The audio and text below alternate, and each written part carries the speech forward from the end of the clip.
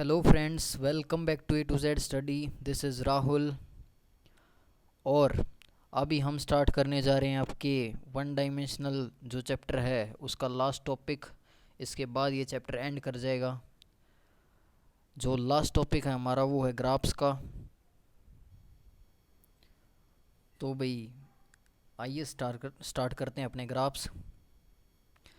तो भाई ग्राफ्स को समझने से पहले हमें एक टर्म को समझना होगा, दैट इज़ स्लोप। तो भाई क्या होता है स्लोप?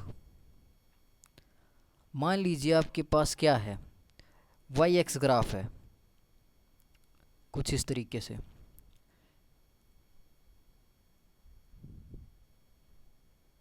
ये होगी आपकी वाई एक्सिस और ये इधर एक्स एक्सिस। तो और इसके अंदर है एक कर्व। अभी रैंडमली हम कोई भी एक आर्बिट्रेरी कर्व ले रहे हैं। तो भाई स्लोप को समझते हैं अभी। तो जो वाई एक्स ग्राफ है उसके अंदर हमारे पास जो कर्व है, सपोज दैट कि इसके लिए y क्या है, एफ ऑफ एक्स है। यानी देखो इसका मतलब क्या है, इस कर्व के ऊपर y की वैल्यू कैसे निकलेगी, x का कुछ फंक्शन दे देंगे उसके अंदर x की वैल्यू पुट करके। तो देखो इसका मतलब यही है कि इस कर्व के लिए y क्या है, x का फंक्शन है। इसका मतलब यही है कि हम इसके ऊपर किसी भी पॉइंट पे y की वैल्यू अगर निकालनी होगी तो यहाँ पे इस फंक्शन के अंदर x की वैल्यू पुट कर देंगे उस पॉइंट पे। देखो इस तरीके से। सपोज दैट आपको इस पॉइंट पे इस कर्व के y की वैल्यू निकालनी है, और तो यहाँ पर जो x की वैल्यू है ना वो हम इस x के अंदर पुट कर दें, एफ ऑफ एक्स के अंदर पुट कर देंगे तो y की वैल्यू हमें मिल जाएगी। इसका मतलब यही है, किसका मतलब कि इस कर्व के ऊपर y एफ ऑफ एक्स है, इसका मतलब यही है। इसको आप इसी तरीके से समझ सकते हो। बाकी आपको फंक्शन जब चैप्टर करोगे तो अच्छे से समझ आ जाएगा मैथ के अंदर। तो भाई वाई एक्स ग्राफ के अंदर किसी भी कर्व का स्लोप, किसी भी कर्व का स्लोप या तो किसी पॉइंट पे निकाल लें या किसी इंटरवल में निकाल लें, तो वो क्या देता है। देखो ये जो मैं लाइनें बता रहा हूँ ना ये बहुत ज़्यादा इंपॉर्टेंट है, सभी को आपको समझनी है और याद करनी है। क्या बोला मैंने, वाई एक्स ग्राफ के अंदर कोई भी कर्व है उसका स्लोप किसी भी पॉइंट पे या किसी इंटरवल में उसके क्या देता है, change in Y with respect to change in X. इसका मतलब है कि delta Y upon delta X देता है। मतलब वाई कैसे चेंज हो रहा है एक्स के रिस्पेक्ट में, स्लोप हमें ये बताता है। तो एक बार रिपीट कर दे रहा हूँ। देखो ये बार बार रिपीट इसलिए कर रहा हूँ, काफ़ी इंपॉर्टेंट है ये बात, ये बहुत जगह यूज़ करूँगा मैं, आपको अच्छे से समझ में आ जानी चाहिए। वाई एक्स ग्राफ के अंदर अगर कोई कर्व है तो किसी भी पॉइंट पे उसका स्लोप बोल लो या फिर उसके किसी भी इंटरवल में उसका स्लोप बोल लो, वो क्या देता है, उस इंटरवल या उस पॉइंट के ऊपर change in Y with respect to X, कि वाई कैसे चेंज हो रहा है एक्स के रिस्पेक्ट में। देखो यहाँ पे लिख रहा हूँ, that is delta Y upon delta X. तो स्लोप आपको समझा दिया मैंने और आपने याद भी कर लिया। अभी मेरे को बताओ एक बात, पिछली बार था अपने पास वाई एक्स ग्राफ, अब की बार है अपने पास डिस्प्लेसमेंट टाइम ग्राफ, और इसके अंदर कोई कर्व है that is S is equals to F of T.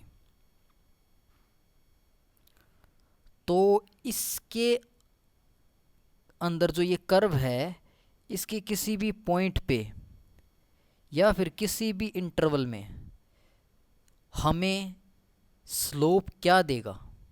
क्या बोला मैंने, ये हमारे पास अब की बार क्या है, डिस्प्लेसमेंट टाइम ग्राफ है, और इसके अंदर ये कर्व है जिसके अंदर s equal to F of T है। इसकी बात इसका मतलब मैं पहले समझा चुका हूँ आपको क्या है। तो भाई मैंने अभी आपसे पूछा कि अब ये बताओ इस कर्व के ऊपर किसी भी पॉइंट पे या इस कर्व के ऊपर किसी भी इंटरवल में आपको स्लोप क्या देगा, तो इस कर्व का स्लोप आपको क्या देगा,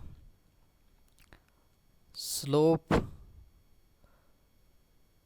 of curve in ST graph, बताओ भी क्या देगा। तो आपको पता है वाई एक्स ग्राफ के अंदर किसी भी कर्व का स्लोप देता है change in Y with respect to X. तो एस टी ग्राफ के अंदर किसी भी कर्व का किसी भी पॉइंट पे उसके या किसी भी इंटरवल में स्लोप क्या देगा, change in S upon change in T, मतलब change in displacement with respect to time. तो ये हो जाएगा किसका, उसका स्लोप एस टी ग्राफ के अंदर किसी भी कर्व का किसी भी पॉइंट या उसके इंटरवल में क्या, change in displacement with respect to change in time, that is delta S upon delta T. और हमें पता है ये किसके इक्वल होता है, वेलोसिटी के। तो एक बहुत बड़ी बात निकल के आ गई कि जो ग्राफ जो स्लोप है एस टी ग्राफ का वो हमें देता है वेलोसिटी। यानी एस टी ग्राफ के अंदर अगर कोई भी कर्व होगी और उसके किसी भी पॉइंट के ऊपर या किसी भी इंटरवल के ऊपर अगर हम उसका स्लोप निकालते हैं उस कर्व का, तो वो हमें देगा change in displacement upon change in time, that is equals to velocity. उसी तरीके से अपने पास है अब की बार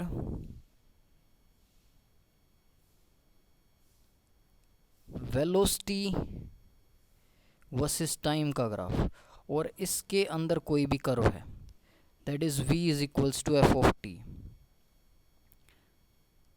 इसका मतलब आप समझ ही गए होंगे, किसी भी पॉइंट पे v अगर निकालना है, सपोज दैट ये पॉइंट हमने ले लिया इसका, इस पे अगर हमें v निकालना है कि v की वैल्यू कितनी आएगी, तो इसके अंदर इसके नीचे जो x पॉइंट है उसको इस x कह रहा हूँ t पॉइंट है, उस t को इस f ऑफ t के अंदर पुट करेंगे, v की वैल्यू हमें मिल जाएगी। इसका मतलब जस्ट यही समझ सकते हो अभी के लिए आप। तो भाई अभी मैं पूछ कह रहा हूँ कि स्लोप ऑफ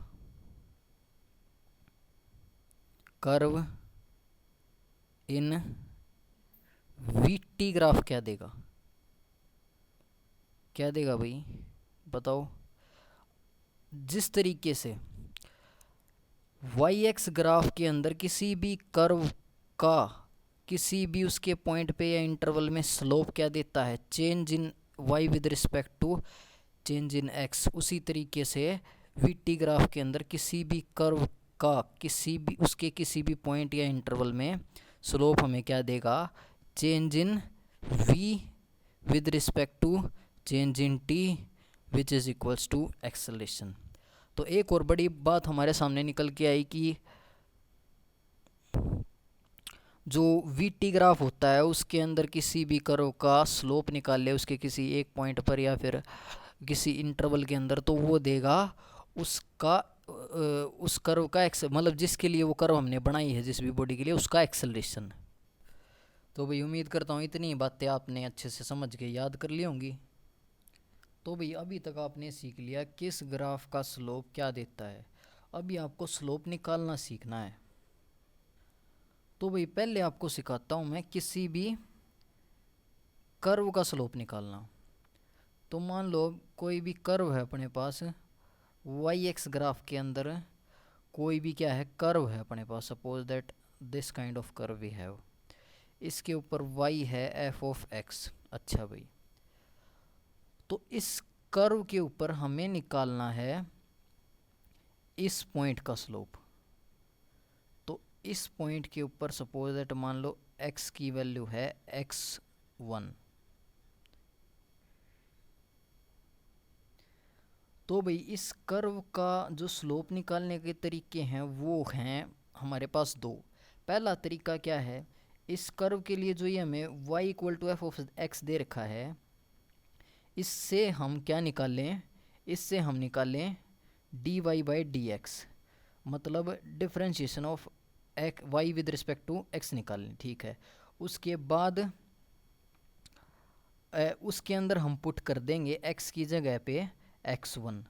तो उससे हमें क्या मिल जाएगा, वो हमें क्या देगा, give gives slope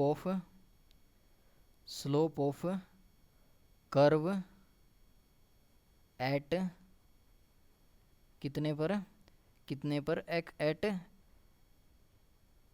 eight x1 पे। तो भाई आपको समझ आया होगा, उम्मीद है। किसी भी कर्व का स्लोप निकालने का पहला तरीका। और सपोज दैट मान लो भाई इसके अंदर क्या है, हमारे पास dy बाई डी के अंदर y और x दोनों आ रहे हैं। सपोज दैट इम्प्लिसिट कोई फंक्शन था, इम्प्लिसिट फंक्शन का डेरिवेटिव हम मैथ्स के अंदर करते हैं, तो उसके अंदर dy बाई डी की वैल्यू दोनों के अंदर आती है, x के अंदर भी और y के अंदर भी। तो उस केस में सिर्फ x1 नहीं पुट करेंगे, x की जगह तो x1 पुट कर देंगे, और उसके साथ साथ हम y की जगह पे क्या पुट करेंगे। देखो मान लो जहाँ पर ये x1 है जिस पॉइंट पे, वहाँ पे y है y1, तो y1 भी पुट कर देंगे। तो हम ऐसे भी बोल सकते हैं। तो वही इसी के ऊपर भी एक क्वेश्चन आपको करना है। यहाँ पर अपने पास गिवन था क्या, वाई एक्स ग्राफ।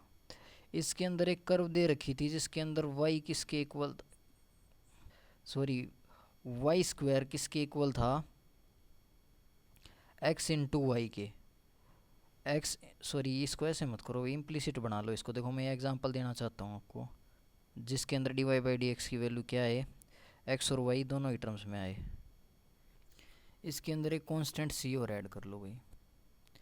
तो अभी हमें क्या करना है, जो ये कर्व है इसके ऊपर एक पॉइंट है जिसके ऊपर x2 है और y1 है, तो उसके ऊपर हमें स्लोप बताना है इस कर्व का। तो हम पहले dy बाई डी नहीं निकाल लेंगे। तो स्लोप बताने के लिए पहला जो तरीका हमें पता है स्लोप निकालने का किसी भी पॉइंट पे, वो क्या है, dy बाई डी निकाल दें। तो dy बाई डी जब इसका निकालेंगे, दोनों साइड डिफरेंशिएट करेंगे विद रिस्पेक्ट टू x, तो इस साइड y स्क्वायर का हो जाएगा 2y, लेकिन क्योंकि ये x का फंक्शन मतलब x का वेरिएबल नहीं है, तो इसलिए dy बाई डी से मल्टीप्लाई करना पड़ेगा, ठीक है। और इधर आ जाइए, इधर x इंटू वाई का डेरिवेटिव करेंगे तो first as it is, second y का करेंगे तो 1, लेकिन dy बाई डी से मल्टीप्लाई करना पड़ेगा। देखो ये डिफरेंशिएशन ऑफ इम्प्लिसिट फंक्शन आपको पता भी होगा। इसके बाद plus y as it is और x का हो जाएगा 1, प्लस कांस्टेंट का 0 हो गया। तो यहाँ से dy बाई डी की वैल्यू जब हम निकाल लेंगे, तो यहाँ से dy बाई डी की वैल्यू हमने निकाली, तो ये इधर जाएगा, इधर जाके फिर dy बाई डी कॉमन आ जाएगा दोनों में से, और अंदर क्या बच जाएगा, 2y minus x equal to किसके है, y के, इक्वल टू किसके है, y के है अपने पास। तो अभी dy बाई डी हम निकाल देंगे यहाँ से, वो हो जाएगा y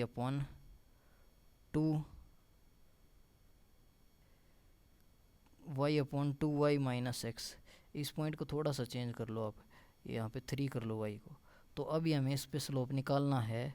अगर इस पॉइंट पे स्लोप निकालना है तो इसके अंदर जस्ट क्या पुट कर देंगे, पॉइंट्स की वैल्यू। तो ऊपर y है 3 पुट कर दिया हमने, नीचे 2 इंटू 3 माइनस एक्स की वैल्यू 1 पुट कर दी। तो अपने पास स्लोप कितना आ गया, 3/5। तो ये था स्लोप निकालने का पहला तरीका। सेकंड मेथड जो है वो क्या है, थोड़ा सा मतलब कैलकुलेशन का नहीं है, वो है कंस्ट्रक्शन का। कैसे, सपोज दैट ये अपने पास वाई एक्स ग्राफ था, इसके अंदर ये कर्व थी क्या, वाई एफ ऑफ एक्स, और इसके अंदर हमें इस पॉइंट के ऊपर क्या निकालना था, स्लोप निकालना था। तो इस पॉइंट के ऊपर स्लोप निकालना था हमें। तो दूसरा तरीका क्या है कि इस पॉइंट के ऊपर इस कर्व पे एक टेंजेंट ड्रॉ कर दो। देखो सपोज दैट कुछ इस तरीके से आएगा ये टेंजेंट, ये इस तरीके का टेंजेंट आ गया। तो ये टेंजेंट ड्रॉ कर दो और देख लो उस टेंजेंट ने जो इस पॉइंट पे ड्रॉ किया है उसने पॉजिटिव एक्स एक्सिस के साथ क्या एंगल बनाया है, मान लिया थीटा बनाया है। तो स्लोप इस पॉइंट पे क्या हो जाएगा, स्लोप एट रिक्वायर्ड पॉइंट क्या हो जाएगा, रिक्वायर्ड पॉइंट कितना हो जाएगा, टेंजेंट थीटा। तो ये था दूसरा तरीका किसी भी कर्व के किसी भी पॉइंट पे स्लोप निकालने का, क्या कि उस पर टेंजेंट ड्रॉ कर दो। टेंजेंट का आपको पता ही है, टेंजेंट क्या होता है, एक ऐसी लाइन किसी कर्व पे जो सिर्फ एक ही पॉइंट को टच करके जाए, तो वो हो जाएगी उस पॉइंट के ऊपर टेंजेंट, ठीक है, तो ये टेंजेंट ड्रॉ कर दो और पॉजिटिव एक्स एक्सिस के साथ जितना एंगल बनाया उसके आगे 10 लगा दो, तो हमें उस पॉइंट पे स्लोप मिल जाएगा उस कर्व का। देखो भाई, आगे बढ़ने से पहले मैं आप लोगों से रिक्वेस्ट करूंगा, प्लीज़ आप अपने नोट्स ज़रूर बना लें, कंटेंट के नोट्स खुद बना लें, क्वेश्चंस की पीडीएफ मैं भेज दूँ आप लोगों को इस वीडियो की। तो अभी आपको सिखाता हूँ, मैंने कर्व का जो स्लोप निकालना वो सिखा दिया है, अभी सिखाता हूँ मैं आपको एक लाइन का स्लोप कैसे निकालते हैं। तो सपोज दैट ये है अपने पास वाई एक्स ग्राफ, और वाई एक्स ग्राफ के अंदर ये है अपने पास कोई स्ट्रेट लाइन, ये है अपने पास कोई स्ट्रेट लाइन। तो इसका पहला मेथड क्या है, पहला मेथड देखो उसी से दिखाऊंगा मैं आपको, जो पिछली क्या बोलते हैं कर्व का स्लोप निकालने का जो मेथड था उसी के मेथड से पहला मेथड सिखाऊंगा इसका। देखो पहला मेथड क्या है कि किसी भी पॉइंट पे अगर हमें इस स्ट्रेट लाइन का अगर स्लोप निकालना है तो उस पर टेंजेंट ड्रॉ कर दो। तो देखो ये पॉइंट है तो इस पर टेंजेंट कैसा आएगा, ऐसा ही तो आएगा कि इस लाइन के बिल्कुल पास पास जाएगा, और सभी पॉइंट का जो टेंजेंट है वो सेम हो जाएगा। देखो इन एक्चुअल एक लाइन का जो टेंजेंट है वो बनता ही नहीं है, क्यों, क्योंकि अगर बनाने की कोशिश करेंगे तो सभी पॉइंट को टच कर देगा उसके। तो देखो हर एक पॉइंट के ऊपर टेंजेंट ऐसे ही आएगा इस लाइन के अंदर। इसका मतलब ये है लाइन जो होती है, एक स्ट्रेट लाइन जो होती है उसके ऊपर सभी पॉइंट का स्लोप सेम होता है, क्योंकि देखो हर एक पॉइंट पे आप टेंजेंट ड्रॉ करोगे उसका टेंजेंट इसी तरीके से आएगा, उसके साथ थीटा लगाओगे और फिर उसके आगे टेंजेंट क्या बोलते हैं, सपोज दैट उसके मान लो ये कर्व है, इस कर्व के ऊपर किसी भी पॉइंट, ये पॉइंट ले लिया, इस पॉइंट पे आप टेंजेंट ड्रॉ करोगे तो वो टेंजेंट ड्रॉ करोगे वो ऐसा सीधा आएगा और वो एंगल बनाएगा थीटा किसके साथ, पॉजिटिव एक्स की डायरेक्शन के साथ, और उस पॉइंट पे स्लोप निकालने के लिए आप क्या करोगे, टेंजेंट लगा दोगे तो वो आएगा टेंजेंट थीटा। इसी तरीके से आप सभी पॉइंट पे टेंजेंट बनाओगे तो इस पे बनाओगे तो भी यही टेंजेंट आएगा, इस पे बनाओगे तो भी यही टेंजेंट आएगा, इस पे बनाओगे तो भी यही टेंजेंट आएगा, तो सभी का स्लोप सेम आएगा। तो एक स्ट्रेट लाइन के ऊपर सभी पॉइंट का स्लोप सेम होता है। ठीक है भाई, तो फिर स्लोप निकालने कैसे, पहला तरीका मैंने बता दिया, पहला तरीका है ये टेंजेंट। टेंजेंट तो बनाने की ज़रूरत ही नहीं होती, क्योंकि टेंजेंट वही एंगल बनाएगा जो ये लाइन बना रही है। देखो ये लाइन भी तो उतना ही बना रही है थीटा। तो एक स्ट्रेट लाइन का स्लोप निकालने का पहला तरीका है, जो उसने पॉजिटिव एक्स की डायरेक्शन के साथ एंगल बनाया उसके आगे टेंजेंट लगा दो, ये क्या दे देगा आपको, स्लोप ऑफ लाइन। देखो कंप्लीट लाइन का स्लोप सेम होता है उसके हर एक पॉइंट पे। तो ये था पहला तरीका। दूसरा तरीका बता दे रहा हूँ मैं आपको। तो भाई दूसरा तरीका ये है, अगर अपने पास लाइन गिवन है तो उसके क्या होंगे, दो पॉइंट्स गिवन होंगे, कहीं भी दो पॉइंट्स गिवन होंगे। सपोज दैट ये पॉइंट है जिसके ऊपर x है x1 और y1, और ये पॉइंट है जिसके ऊपर x है x2 और y2। तो आप इस लाइन का स्लोप कैसे निकाल सकते हो, y2 minus y1 divided by x2 minus x1 करके। तो ये आ गया दूसरा तरीका स्ट्रेट लाइन का स्लोप निकालने का। देखो इससे भी तो यही पता चल रहा है change in y with respect to x। तो एक कर्व और लाइन के स्लोप निकालने मैंने आपको सिखा दिए, उम्मीद आपको समझ आए होंगे। अगर इतना आपको आ गया ना, अभी आप स्लोप को उड़ाते चलोगे क्वेश्चंस के अंदर। तो अभी मेन बातों को ध्यान कर लेते हैं एक बारी, फिर क्वेश्चंस की तरफ बढ़ेंगे या फिर एग्जांपल्स की तरफ बढ़ेंगे। तो मेन बातें अपनी, slope of displacement time graph क्या देता है, change in displacement with respect to time, that is velocity. ठीक है, और स्लोप ऑफ वीटी ग्राफ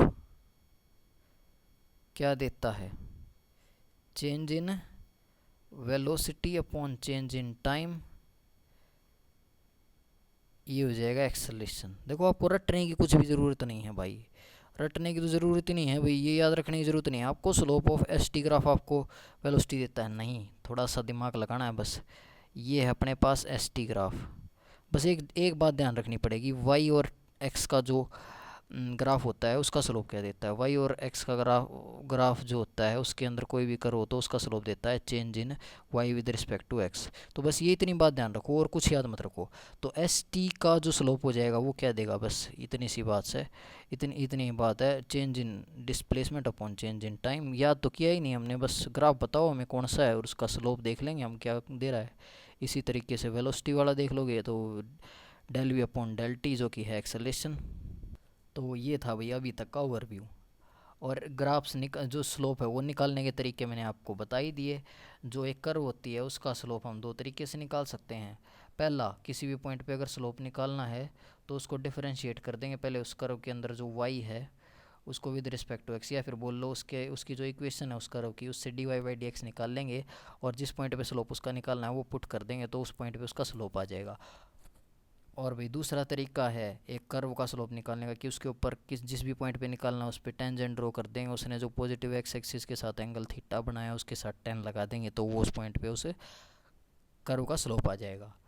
और स्ट्रेट लाइन के दो तरीके हैं, पहला कि वो जो एंगल बना रही है पॉजिटिव एक्स एक्सिस के साथ उसके साथ टेंजेंट लगा दो वो आ जाएगा उस लाइन का स्लोप। और लाइन के सभी पॉइंट्स का स्लोप सेम होता है, उसका रीज़न मैंने समझा दिया आपको, सभी पे टेंजेंट एक जैसा ही एंगल बनाएगा पॉजिटिव एक्स के साथ। दूसरा तरीका, उसके अगर दो पॉइंट गिवन हो तो y2 minus y1 upon x2 minus x1 कर दीजिए।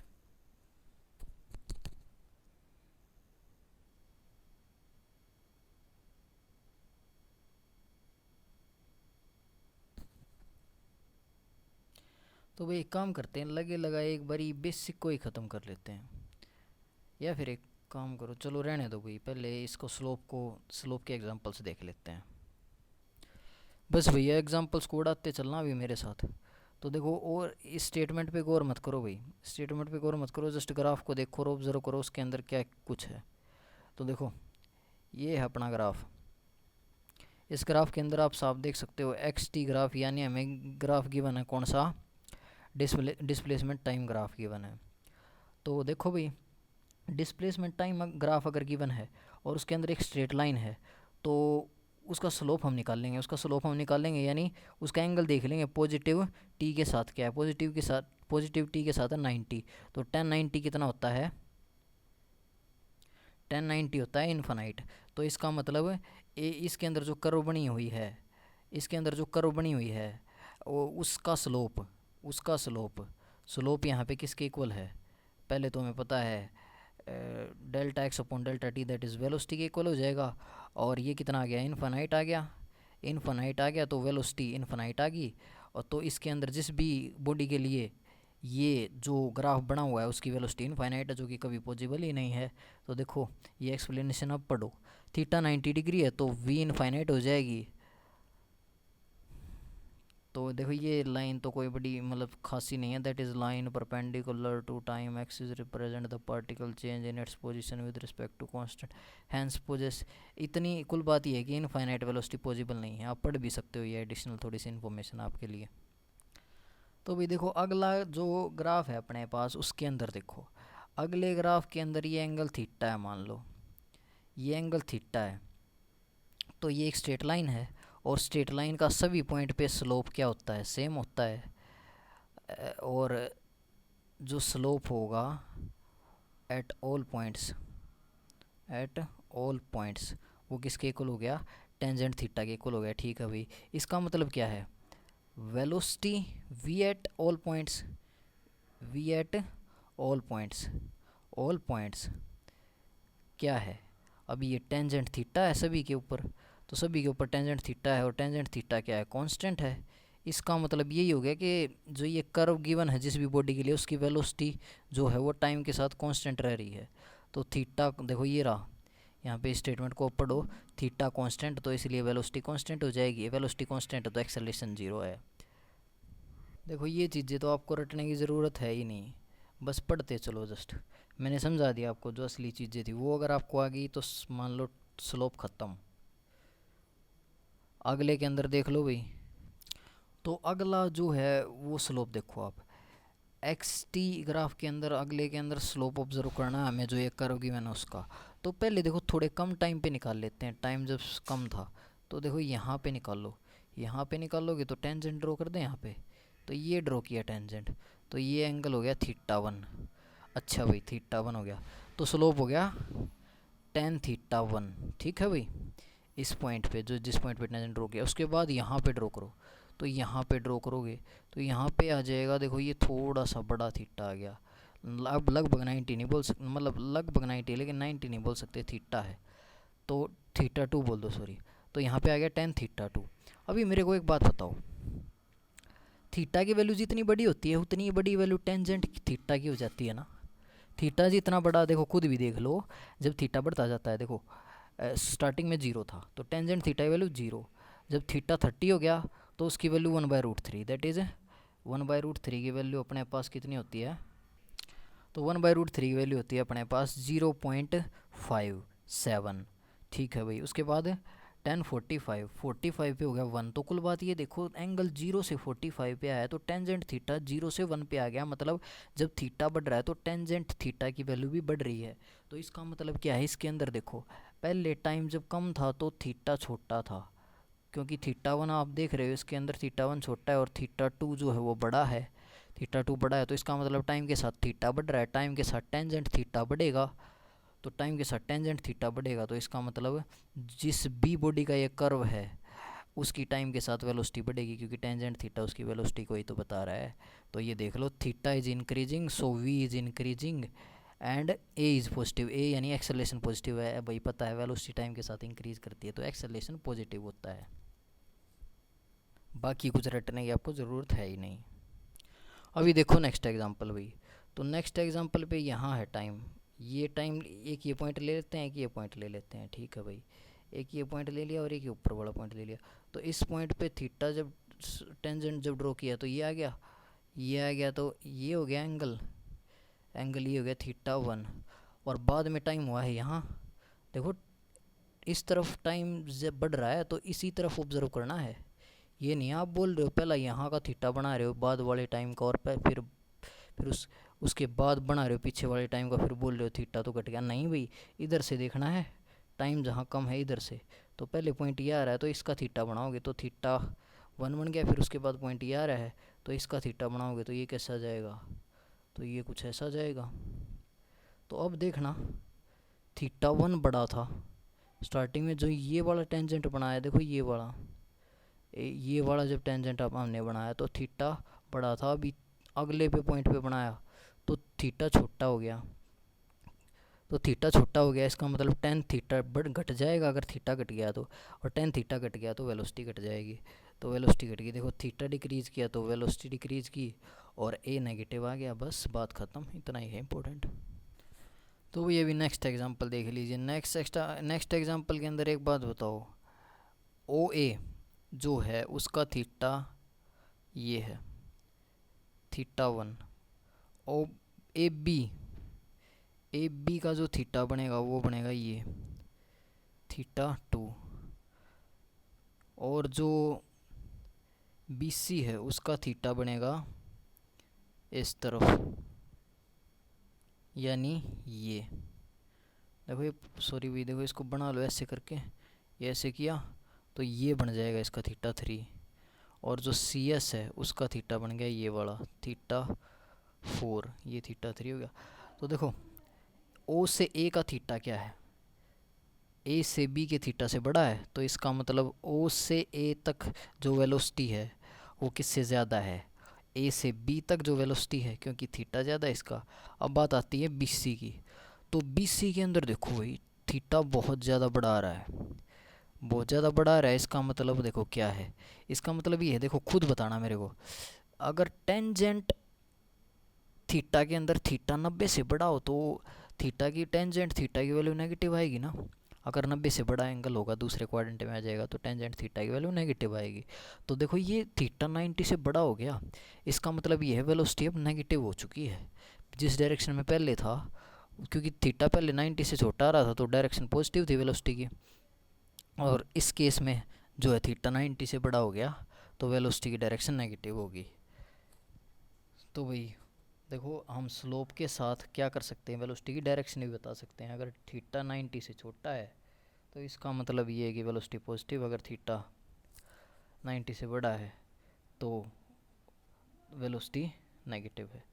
और बात कर लेते हैं अभी किसकी, सी एस की। तो सी एस की बात करें तो उसका भी 90 से बड़ा है, 90 से बड़ा है तो वेलोसिटी नेगेटिव है। तो अभी आ गया अभी अपने पास वेलोसिटी टाइम का ग्राफ। वेलोसिटी टाइम का ग्राफ देखना, ये कर्व तो वही ऐसे है और ये कर्व ऐसे है। तो इससे देखो दो तरीके से समझ सकते हैं। एक तो देखो ये वेलोसिटी इतनी रह रही है टाइम के साथ, टाइम तो आगे जा रहा है लेकिन वेलोसिटी की तो वैल्यू उतनी रह रही है, तो इसका मतलब एक्सेलरेशन जीरो है। एक तो यहाँ से समझ सकते हैं। दूसरा तरीका, पॉजिटिव एक्स की डायरेक्शन ये है और इसकी भी डायरेक्शन ये है, तो इनके बीच में एंगल तो 0 डिग्री हो गया ना। तो 0 डिग्री एंगल हो गया तो tan 0 0 होता है, और tan 0 0 है, इसका मतलब वेलोसिटी टाइम का स्लोप जीरो, और वेलोसिटी टाइम का स्लोप देता है एक्सेलरेशन, यानी एक्सेलरेशन जीरो है। तो दोनों तरीके से हमें समझ आ रहा है एक्सेलरेशन जीरो होगा किस केस में, अगर जो वेलोसिटी टाइम ग्राफ के अंदर जो लाइन है वो पैरेलल होगी टाइम एक्सिस से। तो अगले केस में देख लीजिए, अगले केस में अपने पास क्या है। अगले केस में क्या है, वेलोसिटी टाइम का ग्राफ कुछ इस तरीके का है कि स्ट्रेट लाइन परपेंडिकुलर टू क्या है, टाइम एक्सिस है। तो टाइम एक्सिस से परपेंडिकुलर है तो एक्सेलरेशन हो जाएगा tangent 90 that is infinite which is not possible. Simple सी बात वही जो अभी उसके अंदर बताई थी मैंने, 1090 डिग्री हो गया infinite not possible, acceleration infinite हो ही नहीं सकता भाई। वही केस फिर से भाई, अब वेलोसिटी टाइम के अंदर देख लो, वेलोसिटी टाइम के अंदर क्या है कि ये है अपने पास अब की बार एक, उसके अंदर जो कर्व है वो एक स्ट्रेट लाइन है। तो स्ट्रेट लाइन का जो स्लोप है वो कांस्टेंट होता है, दैट इज टेंजेंट थीटा। और तो इसलिए जो ये स्लोप दे रहा है क्या, एक्सेलरेशन, वो कांस्टेंट हो जाएगा। सिंपल सी बात है भाई। अगर वेलोसिटी टाइम ग्राफ के अंदर कोई कर्व है और वो कर्व स्ट्रेट लाइन है तो उसकी वेलोसिटी क्या होगी, उसका एक्सेलरेशन क्या होगा, कांस्टेंट होगा, क्योंकि एक स्ट्रेट लाइन का स्लोप जो है वो कांस्टेंट होता है। ये फिर से वही बात भी देख लो, इसी के अंदर वही दो थीटा हमें ड्रॉ कर लेना है। एक तो यहाँ जब कम टाइम है, एक यहाँ जब ज़्यादा टाइम है, तो हम ऑब्ज़र्व करेंगे जो थीटा है वो टाइम के साथ क्या कर रहा है, वो टाइम के साथ बढ़ रहा है। अगर टाइम के साथ थीटा बढ़ रहा है, देखो भाई एक इम्पोर्टेंट केस को यहाँ पे डिस्कस कर लेते हैं हम, कि अगर देखो मैंने बता दिया आपको, अगर एंगल बढ़ रहा है, देखो एंगल अगर 90 से छोटा है और एंगल बढ़ता जा रहा है तो इसका मतलब ये वेलोसिटी बढ़ रही है, क्योंकि टेंजेंट थीटा की वैल्यू बढ़ती जा रही है, ठीक है भाई। लेकिन अगर 90 से बड़ा एंगल हो जाए और फिर वो एंगल बढ़ने लगे तो इसका क्या मतलब है। तो इसका मतलब देखो, सपोज दैट ये है अपने पास ग्राफ और इसके अंदर पहले था एंगल ये, और उसके बाद थोड़ी देर बाद हो गया ये, तो ये, तो इसका मतलब थीटा नेगेटिव बढ़ रहा, मतलब 180 से आगे बढ़ता जा रहा है, तो इसका क्या मतलब है। तो देखो टेंजेंट थीटा सेकंड क्वाड्रेंट के अंदर नेगेटिव आएगा, नेगेटिव आएगा, लेकिन थीटा भी नेगेटिव में ही बढ़ता जा रहा है, मतलब सेकंड क्वाड्रेंट के अंदर और बढ़ता जा रहा है। तो इसका मतलब क्या होगा, तो इसका मतलब समझो क्या होगा। मान लो टेंजेंट 120 डिग्री है, तो 120 डिग्री की वैल्यू कितनी आ जाएगी, टेंजेंट -√3, -√3 आ जाएगी। तो -√3 आएगी यानी माइनस, इसका होता है 1.7। अच्छा, तो -1.7, अभी और भी ज़्यादा 90 से ज़्यादा बढ़ गया, मतलब 10 150 हो गया। तो 10 150 हो गया तो देखना 10 150 की वैल्यू आ जाएगी -1/√3, दैट इज़ -0.57। तो भाई कुल बात ये है कि अगर 90 के बाद एंगल बढ़ने लग गया ना, पहली बात तो ये 90 के बाद अगर एंगल है 90 से बड़ा, तो इसका मतलब वेलोसिटी की डायरेक्शन अब नेगेटिव हो चुकी है। पहले बॉडी ऐसे जा रही थी तो अब वो ऐसे जाने लगी, ठीक है। लेकिन अब 90 क्या बोलते हैं, 90 से आगे भी एंगल बढ़ता जा रहा है। 90 के बाद एक बार था लेकिन उससे भी ज़्यादा अगर बढ़ गया तो इसका मतलब ये है अब वेलोसिटी घटने लगी, अब नेगेटिव डायरेक्शन में घट रही है।